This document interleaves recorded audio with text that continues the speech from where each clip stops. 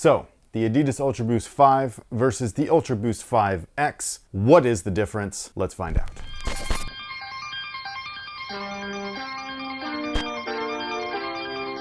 Hey, what's going on, guys? My name's Chris. Welcome back to the official WearTesters.com YouTube channel. So for whatever reason, there are two different models of the UltraBoost 5. Again, one is called the 5, which has this midfoot cage right here, and then the other one is this guy right here, which is the 5X, that does not have the cage. However, it still does have the eye stay area. It's just very lightweight. So this stuff right here feels like a lot of fabric kind of sandwiched together, so it's kind of stiff. It's very interesting that there are two versions, most notably because there's not a ton of difference between them, especially with these two colors. Like, these are obviously the same colorway, and there are differences between the two as far as the color variation along the upper, but as far as performance differences, there really isn't one. So from what we were told by Adidas, the reason for having two models is just to give you, the runner, some options. So if you wanted something a little bit more lightweight, you'd go with this one. If you wanted something that had the midfoot cage for whatever reason, then you'd go with this one. And just to see if there is really any weight difference, this is the 5X, so the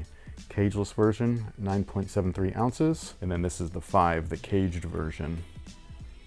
Ooh, there really is a difference. That's weird. Now, as far as aesthetics are concerned, the midsole is obviously same exact treatment. And then along the upper, this is gonna be hard to see. I'm not sure if the camera's gonna even be able to pick it up in the B-roll, but I'll try. But there's just some very slight color differences between the knit. The 5X here has a darker coloring on the inner panel, whereas the 5 is just all white in that inner panel. So again, not really much of a difference. It's honestly, it's just weird. Why would you do that? So it seems like it would be cost prohibitive, but maybe there wasn't really a cost difference or change between the two, so who knows. And then the only other difference between the two that I can at least find is along the outsole right here. So the caged version, the 5, it has kind of a, I don't want to call it a white outsole, but it looks closer to white than it doesn't, whereas the 5X with no cage clearly is a darker gray rubber. So that's really it. Like, there's really no other difference. The midfoot still has the frog shaped torsion plate, so it's kind of bowed underneath there, instead of it just being a straight up like fork design in the heel and forefoot with a torsional midfoot section. It's supposed to give you ultimate snapback and spring. Look at my happy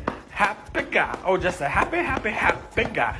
So this is one of the UltraBoosts that feels truly like a runner and not like a cross-category type of sneaker where it's like, oh yeah, it'll appease the soccer moms that are just, wearing these every day, but it can also, please the runner that is looking for kind of a super shoe without breaking the bank too much. In addition to the midfoot torsion plate, they all have the same Boost midsole. They said that it's 5% lighter than traditional Boost because they're using light Boost. Like I had said in our UltraBoost 5 video, the Boost doesn't feel like super boosty, you know what I mean? But it does feel very good. It's super lightweight in hand and obviously on the scale. It still compresses and then deflects energy like Boost would. It just feels way different than that original style Boost where it's kind of like dense and bottom heavy. This is just not that. I don't want to say that this is refined, but like, that's the only word that's coming to mind. It feels like Boost has been refined to the point to where this feels like straight up running performance. I don't think that this would be great for basketball unless it was caged, which is something that we will see soon in the Adidas AE1 Low.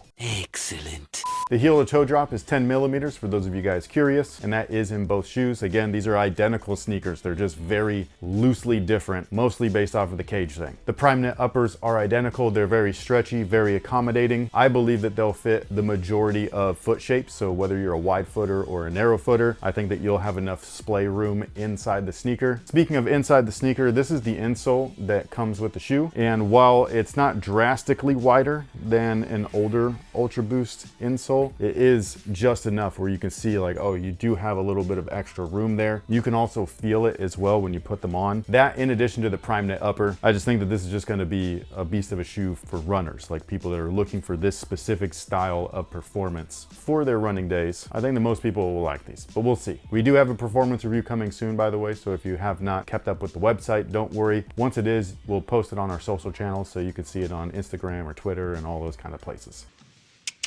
The heel counters are identical, as well as the rear sculpting, the internal liner, the Achilles pads or notches that are there to cup your Achilles. The insoles are the same, everything. As far as sizing is concerned, they also fit the same, so they fit true to size. Most runners do go up half a size with their running shoe size. This one, I do think that you can get away with just, getting your true size and you'll be good, just because again, there's that width variance there. The prime knit upper is very stretchy, so I think that most people will be fine. But if you're weary, go ahead and try them on. I have seen them over over at Dick's Sporting Goods. I actually saw them in 2 different colorways, which is kind of cool. They were neither of these, so I don't know where these are even available at outside of adidas.com. But yeah, if you wanted to try these on before ordering them, I would see if your local Dick's Sporting Goods or your local Foot Lockers or wherever these are sold actually has them in store, so you can go in, try them on, see how they fit, see what the light boost is actually like, and then make your decision. And outside of that, what do we happen to have for today's question of the day? What is your Mount Rushmore of takeout or delivery food?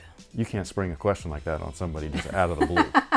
That's what you say about all Mount Rushmore questions. I know, but as soon as you said Mount Rushmore, I thought you were about to say like UltraBoost or something. So my mind immediately, and then you switch it on me and went to food, and it's just like, I am hungry. Why takeout or delivery? Can't it just be restaurants? I think it's supposed, well, I mean, now almost anything can be delivered, but I think it's supposed to be like, hey, I don't feel like cooking. What can I get quickly? So does this include a drive-through? Yeah. But it could also include a DoorDash?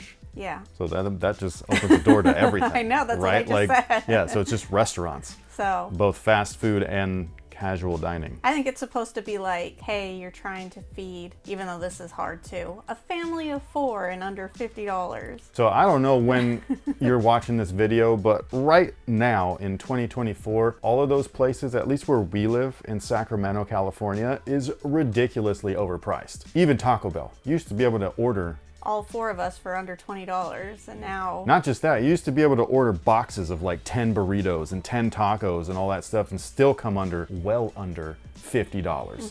You can't do that anymore. Anyways, In-N-Out. It's the only spot that's affordable, it's fresh, it's good, it's casual, but also kind of fast. Don't go through the drive-thru. Chipotle might be a second, and that's only based off of price and quantity, the amount of food that you get back. Everything else, fuck all that shit. No, you have 2 more spots that Nope. you have to give. It's your personal Mount Rushmore. I know, this is Mount Rushmore. Is 1, 2, not done, still loading. Wait until prices go down. Okay, take the prices out and you just want to eat. I don't even know if those 2 are on my list then. No, I feel like those 2 are pretty solid. As in, we're driving around. I think that In-N-Out is overrated, and this is coming from a Californian. Oh, completely. But I like that their burgers are consistent and they don't make me super full. Yes, but I will say when I was poor, or poorer, nothing quite hit as good as a junior bacon cheeseburger from Wendy's. I don't know if it's the mayo or the tomatoes that they use, but that is good. Fine, so, can I pick your 4th since I will be driving around my third? with you? What's my You third? just put Wendy's as your 3rd. Well, no, Wendy's also gave me the gnarliest food poisoning did of all Chipotle. time. Yeah, but that came out of me.